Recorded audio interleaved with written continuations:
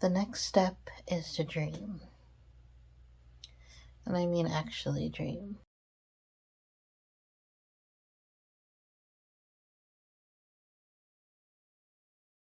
Hey guys, I'm oddfud. I'm talking today about the next step that I do in order to become ready to write 50,000 words in a month. There are a lot of things, a lot of steps that I take in order to prepare myself, and I'm doing like an extended Preptober through NaNoWriMo, probably through December also, to do a lot of outlines for a lot of different books that I'm getting ready for. This step is a little bit different. I don't hear a lot of people talking about it. It is essential for what I have done. I wonder if it could help other people too. It's actually the first day after daylight savings time ends, and I'm actually so tired. The only good thing about this day is that you get an extra hour of sleep, but I could not fall asleep last night, so I still feel tired anyway. And so like I'm kind of upset about that, because I wish it could be daylight savings time all of the time. Anywho, the next step is to dream, and I mean like actual at night dreaming. You hear a lot of authors and songwriters and other kinds of writers, other idea people say that their ideas come to them, like some ideas can come to them in a trickle over many days, months, years. And with some people, it all comes in like a flash, like a nanosecond of time.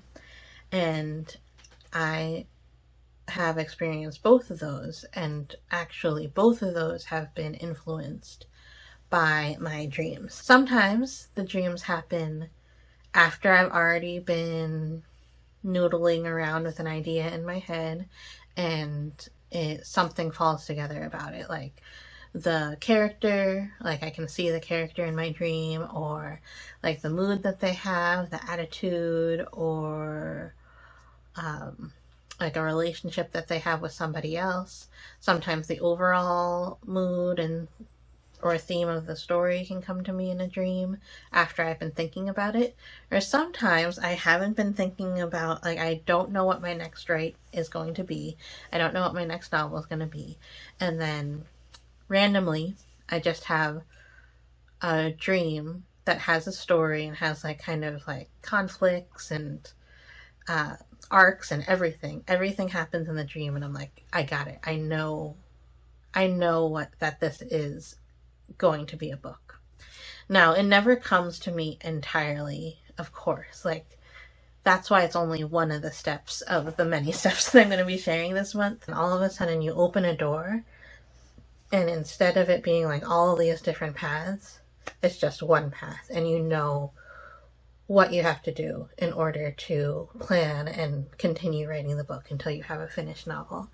And my dreams are definitely part of that. So the last two steps that I talked about, which were live and read, those really have nothing to do with any specific books. The dreaming, that's the time that it like switches over. So I've had an interesting relationship with dreams my whole life. They've always been tied to storytelling in a way. I remember when I was in elementary school, I would tell people my dreams, which would have some elements of my actual dreams, but some elements that I completely made up on the spot as I was telling them. My dreams could change if I told two different people the same dream. I never really thought about it, like that's just like what I did. I never thought it was weird or anything until one of the like really strong core memories that I have happened. So my brother was home from college and he had a friend come visit with him. And I was telling my brother's friend a dream that I had, just like I always had before. And then I'm sure I was like taking up a lot of their time. And then my brother said, she always does this. She just makes up stories and says that they're dreams. And that friend, whose videos you can see here, he said, that's so cool So I think about that memory a lot because like he could have said a lot of different things. He could have been like, "Oh, okay, I'm gonna ignore her now," and just left. And then like maybe my life would change. Like that's why I think it's like a core thing that happened to me. That kind of support from a near stranger has stayed with me to this day. It probably will stay with me forever. This is kind of a side note, but it's important. Words matter. And not only as a writer, but like just as a person. Like this guy was like just a random college student who like had nothing to do with me. Maybe would never see me again. But his words matter. It can affect people's entire lives. And like even their personalities. So words matter. Be kind to young people. Listen to them. I'm going to talk a lot more about that kind of idea as a writer in some videos to come. I think maybe all of the novels that I've written have been affected by my dreams, or a big part of them came to me in a dream. And like I said, it went from being like a bunch of disparate ideas into one road that I could go down. That's a little dramatic. Obviously, it's not like that. Obviously, there's still a lot of different roads that I could have gone down. But it just felt like once this happened, the story had a mind of its own, the characters had a mind of its own, and like the writing happened a lot more easily. And that's why I always talk about waiting until the moment is right. Don't try to force things. Like I have so many different art projects and writing projects and so many different things going on in my head, and if I try to force it too much, then it's just going to be bad. So sometimes I just have to wait, and then like everything happens really fast. So I try to honor my creativity that way. Here's some examples of my different ideas that came to me in a dream. My first novel that I wrote was about a one-room schoolhouse.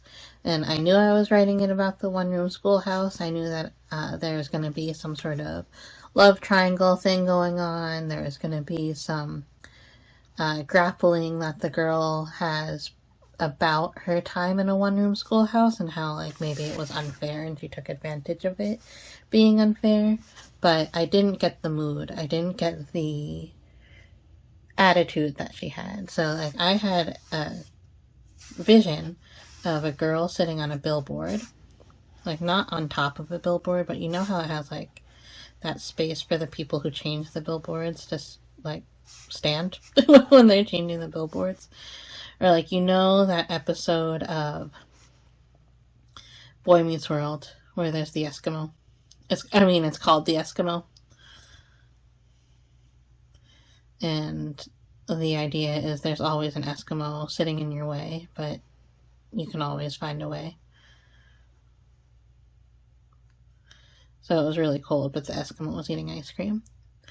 Yeah, so I had a vision of my girl, my character, sitting on this billboard, her feet dangling off, and her hair so long that it reached the ground. And she was kind of like the Ring Girl too, like lots of hair. But then also she kind of reminded me of, like, I don't know if any of you watched Sophia, but there was one time she had pants that were like just really, really long. And she sat on the top of a bridge and just let her pants dangle. So, yeah, this dream helped me form the Catalyst and the Dark Night of the Soul and like all those kind of things. The billboard actually becomes very important. It's not actually a billboard in my story, but the idea of the billboard becomes very important in my story. And it helped very little with the overarching story because, like, she doesn't have long hair like that. And, like, certainly not hair that touches the ground when she's on a billboard. But I did get the mood. I felt like I could hold the character in my hand. I knew the character, and once you know the character and put them in situations and have them speaking dialogue. Like it just starts writing itself. So that dream was the first dream that I had that I can remember that was like a precursor to one of my novels. The next one that I remember was actually in my brain. It was like I was watching a movie. And you know those scenes in movies that are like the pages of the calendar, like Jan 1, Jan 12, and like that flies off and like there's like Jan 11. And they're just like flying off to show the passage of time, or like even like months. You know what I'm saying? Like in the movies, it shows the passage of time. So I had that in my head, but instead of the calendar pages, it showed like the first edition of a book, and then like it keeps on changing and it's slightly different. It's like fancier for the second edition, and then it's like real fancy, and it has like special binding. I'm really bad at drawing these fast. And then like the last one has like a special illustration on the front, and that's like the fourth edition. And it just shows the passage of time, but it also tells a little story about the book as it goes through its different iterations. That was essential. So essential in the backstory of Daniel, who I will be writing about again soon. I'm also going to be... This is Rita, by the way. I'm going to be writing about her again soon, too.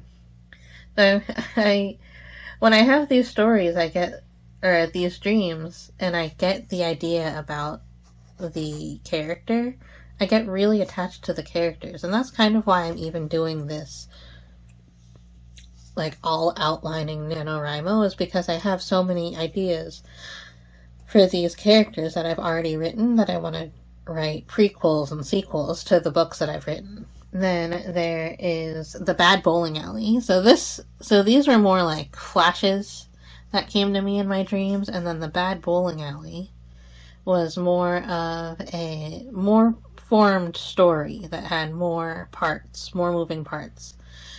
That day I must have been sleeping a lot more deeply, or sleeping longer, because so much happened in this dream that I remember. This is the one that had the most, certainly the one that had the most legs. Like I could probably sit down and start writing, but this one I actually needed a lot of help with, so I'm glad I didn't just sit down and start writing. So the main idea was that there was corruption in the bowling alley, and there were hierarchies, caste systems, kind of like, I don't know if this was a parody of something, but there was a Bob's Burgers episode where Linda really loved a show, and she went to like the castle that it was shot at, and instead of being like on the guests of the manor or whatever it was, she was like one of the workers. It was kind of like that. I must have watched that episode before I had this dream.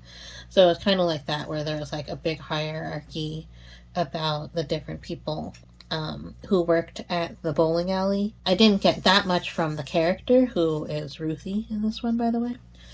But I didn't get so much from the character, but I got a lot about the setting. Like, the bowling alley is where most of the scenes happen in my book, or maybe not most, but a lot of the scenes of my book happen in the bowling alley, and the setting was, like, just laid out for me. So many characters were developed in having that dream.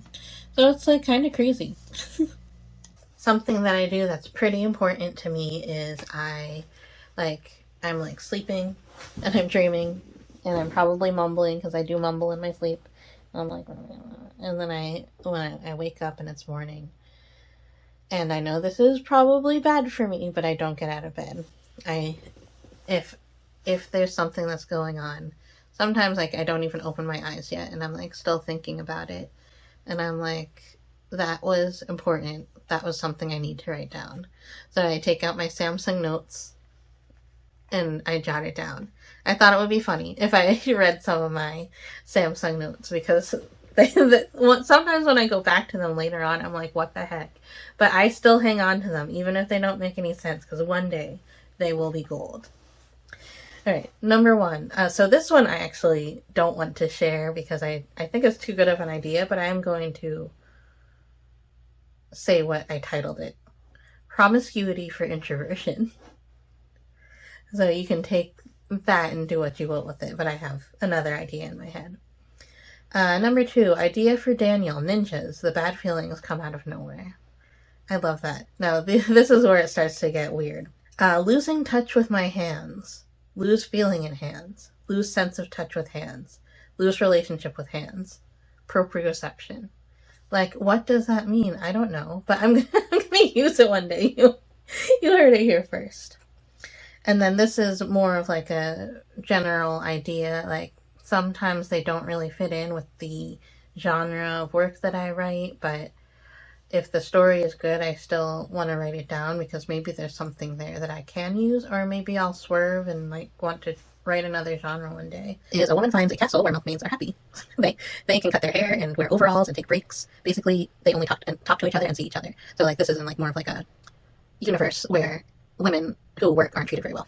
And then the woman interviews with the milkmaid and she gets the job, but the master of the house takes note of the girl and she's like, you can't be a milkmaid, because he could see that she was like, even though she was excelling at being a milkmaid, he didn't want her working among the women. So he brought her into the castle by like blackmailing her, saying something was wrong with her application, and like he had like enough power over his realm that like he could blacklist her basically. So then she agrees to stay on to work in the castle because she needs the work. So, and like the money is good, but he like keeps a close eye on her, and then she starts to be friends with his daughter, who's like the princess. And then like, but the princess doesn't have any real friends. She only has like a lot of followers on Instagram. I don't know. That's so then like her life gets like really good, and the milkmaids start to like kind of resent her, and then like she gets lots of freebies from the princess, but then like she always gets the heebie-jeebies when the king's around. So that was a dream that I had, and sometimes it's hard to write your dreams down, and like I don't necessarily recommend writing down every single dream. I have a lot of nightmares, and like I can't like sit in that too long because I not only have nightmares and then like that bothers me at night, and then for like when I'm thinking about it in the morning, sometimes like months later I like get the chills because I'm thinking about a nightmare that I had like a long time ago. And my nightmares aren't like scary, like there's no like sometimes there's like animals coming after me and stuff, but they're not usually scary. They're usually like really anxiety dreams, and then like I still like can feel that. So I do think that dreaming is a really important step that I do, that I have to go through in order to prepare myself to write a novel, especially writing a novel at a fast pace. Let me know if you have any dreams about your books, or if you have dreams about books that you've read, or if you've ever had a dream that was such a good idea but you're not a writer and you want to see if there's something there. Put it in the comments below. Maybe other people seeing this video one day will see the idea and be able to do something with it. I do think dreams are important. I've always thought dreams are important. I find that the more that I write, the more my dreams change and become these kind of like almost lucid dreams, but not quite. And yeah, I'm really appreciative of that. I'm also appreciative of you for watching. So thank you so much for watching these videos. I have lots of videos to come about my prepping for novel writing process. Extended prepping for NaNoWriMo, the oddfud way. Give this video a like if you made it this far. That helps me to know that I'm doing something that people actually like to watch. It also helps YouTube know that there are people who like to hear about other people's writing process. So the more YouTube knows, the more that they'll push that out, and then the more creators who do make these kind of videos get more and more attention. Also, if you could subscribe, that would be really helpful for me too. Not only for me, but also for you, because I have a lot more videos to come. Not only this month, where I talk about the steps that I take to prepare myself for writing, but also in the future I will share anything that happens with me in regards to writing. So ring the bell to be notified for tomorrow's video. Tomorrow's video is one that is not only important for writing, but it's also important for your mental health. I will see you then. Bye!